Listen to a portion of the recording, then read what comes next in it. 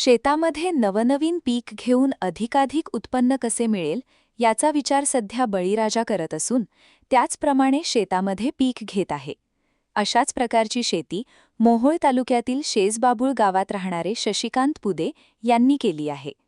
त्यांनी त्यांच्या शेतामध्ये प्रयोग म्हणून कोकण बोल्ड खरवंदाची लागवड केली आहे. याचा उपयोग लोणचे, ज्यूस तसेच चटणी बनवण्यासाठी केला जातो. मी कृषीभूषण शशिकांत शंकर पुदे, शेजबाबळगाव, तालुका मोहोळ, जिल्हा सोलापूर. आज मी माझ्या शेतामध्ये एक कोकण बोंडला म्हणून करवंद आहे. ही मी ट्रायल बेसवरच लागण केलेली आहे आणि ह्या करवंदाची खासियत म्हणजे ह्याची कोकण बोंडला म्हणून जी नाव दिलेलं आहे त्याची साईज आपल्या बाकीच्या करवंदापेक्षा मोठी आहे आणि 10-15 ग्रॅमपर्यंत एक फळ आहे त्याचं. तर अशा ह्याचे जे आहे ह्याचा उपयोग म्हणलं तर लोणच्यासाठी पण होतो. ह्याची बिया एकदम मृदू आहे आणि खाण्यासाठी पण चांगलं उत्तम आहे.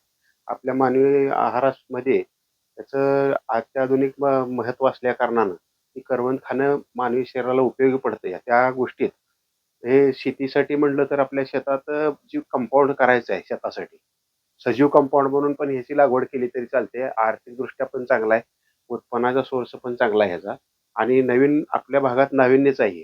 तर मी ह्याचं नवीन-नवीन प्रयोगामधून एक करवंदाचं मला योग्य वाटलं म्हणून मी ह्याची कलमं वाढवून आपल्या शेताच्या कंपाऊंडसाठी ह्याचा उपयोग करून त्याचं उत्पन्न पण घ्यायच्या विचारात आहे. त्याचं लोणचं तयार केलं जातं. करवंदाचं कच्च्याचं लोणचं बनवलं जातं. आंब्यापेक्षाही लोणचं टेस्टी राहतं आणि याची टिकवण क्षमता चांगली आहे ह्या लोणच्याची. बहुवार्षिक असल्या कारणानं म्हणजे 1 वर्ष 2 वर्षापर्यंत ही लोणचं राहू शकते आणि ह्याच्यातलं जे घटक आहे तर मुख्य आपल्या शरीराला उपयोगी पडणारच घटक ह्या असल्या कारणानं दापोली कृषी विद्यापीठानं त्या करवंदाची निवड केलेली आहे.